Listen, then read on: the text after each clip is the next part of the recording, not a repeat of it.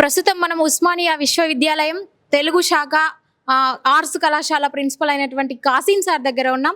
ప్రస్తుతం రాష్ట్రంలో జరుగుతున్నటువంటి విషయాలపైన మనం ఈరోజు అడిగి తెలుసుకునే ప్రయత్నం చేద్దాం. నమస్తే సార్. నమస్తే అమ్మా.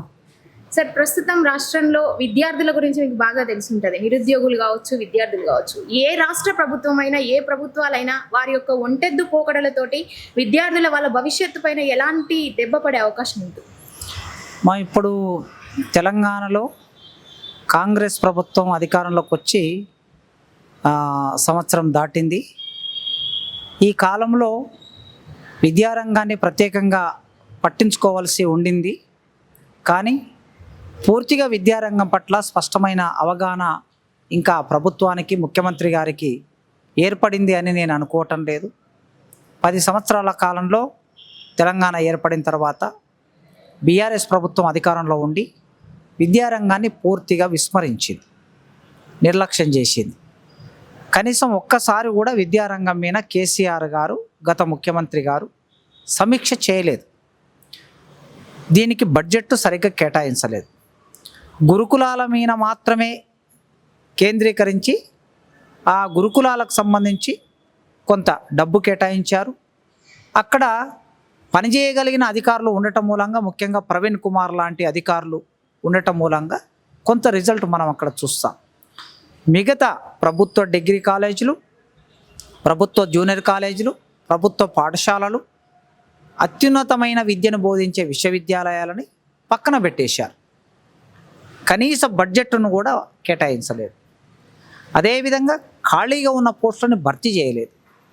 మౌలిక సదుపాయాలు, భవనాలు, ఇన్ఫ్రాస్ట్రక్చర్ కల్పించలేదు. 10 సంవత్సరాలు తెలంగాణలో విద్యారంగం ఒక రకంగా క్షీణ దశకు వెళ్ళిందని నేను నా అభిప్రాయంగా చెప్తున్నాను. విద్యారంగంలో గత 30 ఏళ్ళుగా విద్యార్థి సంఘంలో పనిచేశాను. ఇప్పుడు అధ్యాపకుడిగా పనిచేస్తున్నాను. ఆ విద్యారంగం పట్ల కొంత అవగాహన ఉన్నవాడిగా నేను పరిశీలించింది ఏమిటంటే, 10 ఏళ్ల కాలంలో విద్యారంగం క్షీణ దశకి వెళ్ళింది తెలంగాణ పునర్నిర్మాణం అంటే నా దృష్టిలో విద్యారంగమే పునర్నిర్మాణం జరగాలి.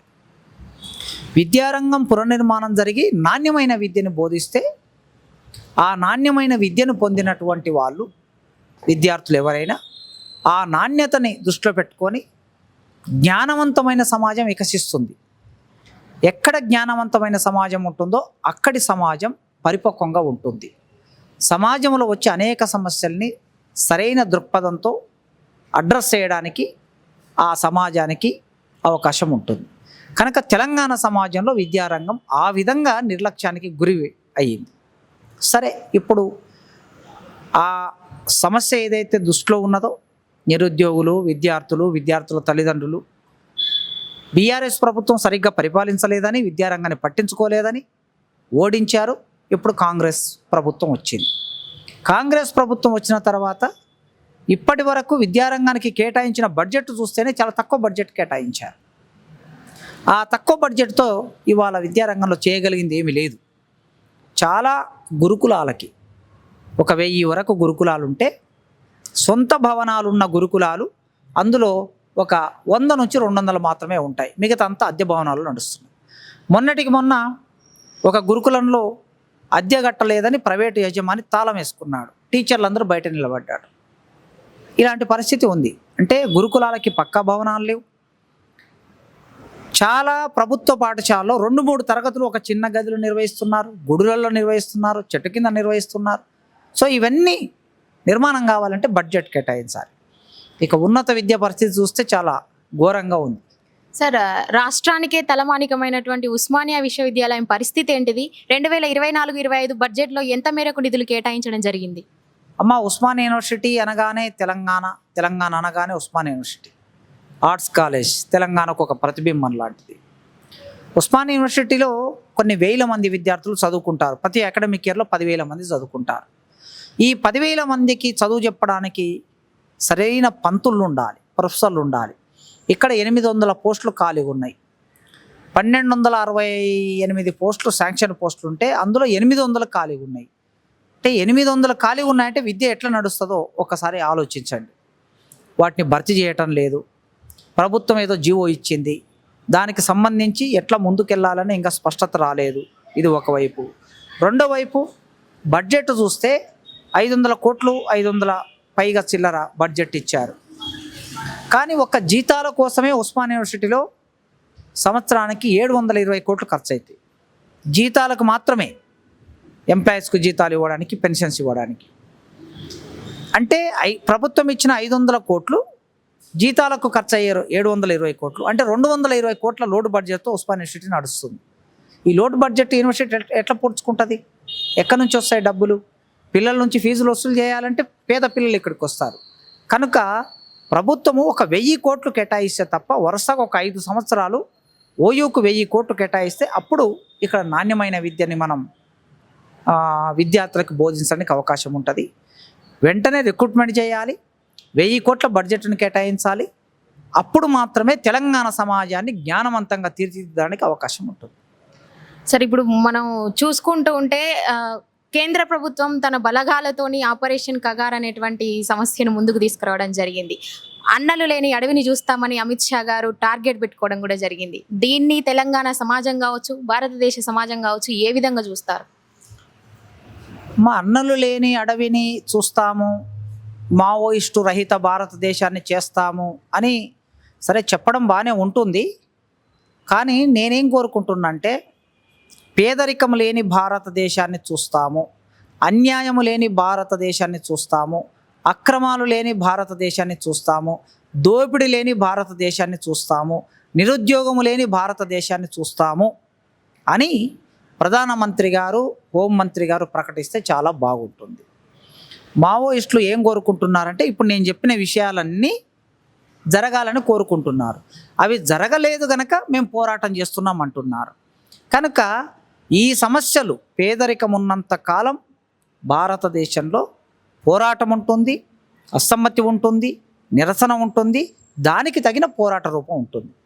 పోరాట రూపం ఎప్పుడు ఏ పోరాట రూపం ఉంటుంది అనేది మనం చెప్పలేము. ఒకసారి శాంతియుతంగా చేయొచ్చు, ఒకసారి నిరసన తెలియజేయచ్చు, ఒకసారి మిలిటెంట్గా పనిచేయచ్చు, ఒకసారి రాళ్ళు బట్టి కొట్టొచ్చు, ఒకసారి ఆయుధం బట్టి కొట్టొచ్చు, ఒకసారి కొడవలతో కొట్టొచ్చు. ప్రజలు తమ చేతుల్లో ఉన్న ఆయుధాలని ఆయా సందర్భాలను బట్టి వాళ్ళు వాడుకుంటారు. అందుకోసమే ఈ దేశం సంపదని ఈ దేశ ప్రజలకి సమానంగా పంపిణీ జరిగే వరకు పోరాటాలు జరుగుతూ ఉంటాయి. అయితే మావోయిస్టులని చంపినంత మాత్రాన ఇక మావోయిస్టులు ఉండరా అని అంటే, చరిత్రలో 50 ఏళ్ల చరిత్రలో పశ్చిమ బెంగాల్ రాష్ట్రంలో నక్సల్బరీ గ్రామంలో పోరాటం మొదలైంది. అప్పుడు నక్సల్బరీ గ్రామంలో కొద్ది మందిని చంపేశారు, 9 మందిని చంపేసి ఇక నక్సలైట్లు ఉండరు అన్నారు. మరి 67, 68లోనే నక్సలైట్లు ఉండరు అని అన్నది ఇవాళ 2025లో ఇంత పెద్ద సంఖ్యలో నక్సలైట్లు ఉన్నారు, ఎట్లా తయారయ్యారు? తర్వాత 72, 73లో జలగం వెంగళరావు శ్రీకాకుళంలో చంపేసి ఇంకా నక్సలైట్లు అయిపోయినరు అన్నాడు. 73 తర్వాత 2005లో వైఎస్ రాజశేఖర రెడ్డి ఎన్కౌంటర్లు చేసి నక్సలైట్లు ఉండరు అన్నాడు. కనుక అట్లా సమస్య ఏదైనా మూలాల్లోకి వెళ్ళి ఆలోచించాలి. ఆ మూలాల్లోకి వెళ్ళి ఆలోచించి మావోయిస్టులు పేదరికం ఉండకూడదు అని కోరుకుంటున్నారు. పేదరికం లేకుండా భారతదేశ పాలకులు చెయ్యాలని నేను కోరుకుంటున్నాను. సార్, కేంద్ర ప్రభుత్వ విధానం ఇది ఇలానే ఉంటే మావోయిస్టు పార్టీలు వారి యొక్క పంతాను మార్చుకోవాల్సినటువంటి అవసరం ఉందా ప్రస్తుత పరిస్థితులలో? మా పంతాను మార్చుకోకపోవటం అనేది ఆ పార్టీలు నిర్ణయించుకుంటాయి. మనం బయట ఉండి మాట్లాడే విషయం కాదు. ఎవరైతే ఫీల్డ్లో ఉంటారో సాధక బాధకాలు వాళ్ళకు తెలుస్తాయి. దాన్ని బట్టి ఒక పంతా ఉంటుంది. ఇంతకుముందే చెప్పాను, ఒక పిల్లవాడు నిలబడి ఉన్నాడు అనుకోండి, మనం ఉట్టినే ఆ పిల్లవాడిని నెత్తి మీద కొట్టామనుకోండి, పక్కన రాయి తీసుకొని మనం వినేస్తాడు. ఆ సమయంలో ఆ పిల్లవాడు రాయి పట్టుకోవాలని ముందే ఎవడు చెప్పలే. ఆ పిల్లవాడిని మనం కొట్టాం కనుక రాయి పట్టుకున్నాడు. కనుక సిచ్యువేషన్ అనేది పోరాట రూపాన్ని నిర్ణయిస్తుంది. మనం ఎవ్వరము ఇలా ఉండాలి అని చెప్పడానికి అవకాశం లేదు. Okay, thank you sir. ఈ విధంగా ఉస్మానియా విశ్వవిద్యాలయంలో ఆర్ట్స్ కాలేజ్ ప్రిన్సిపల్ అయినటువంటి ప్రొఫెసర్ కాసిం సార్ తన యొక్క అభిప్రాయాన్ని వెలిబుచ్చడం జరిగింది. మరి రాష్ట్రంలో, కేంద్రంలో ఇంతటితోనైనా ఈ ఆపరేషన్ కగార్ అనే దాన్ని ఇంతటితో కేంద్ర ప్రభుత్వం ముగించుకోవాలని కూడా, శాంతి చర్చలకు సిద్ధం అవ్వాలని కూడా ఎంతో మంది మేధావులు, బుద్ధిజీవులు అందరూ కూడా కోరుకోవడం జరుగుతూ ఉంది. దీని గురించే కాకుండా తెలంగాణ రాష్ట్రంలో ఉన్నటువంటి విద్యార్థులు, నిరుద్యోగుల భవిష్యత్తు పైన కూడా ప్రభుత్వం దృష్టి పెట్టాలి, వారికి కూడా నోటిఫికేషన్స్ జారీ చేయాలనేటువంటి ఉద్దేశం కూడా ప్రముఖులు వెలిబుచ్చుతా ఉన్నారు.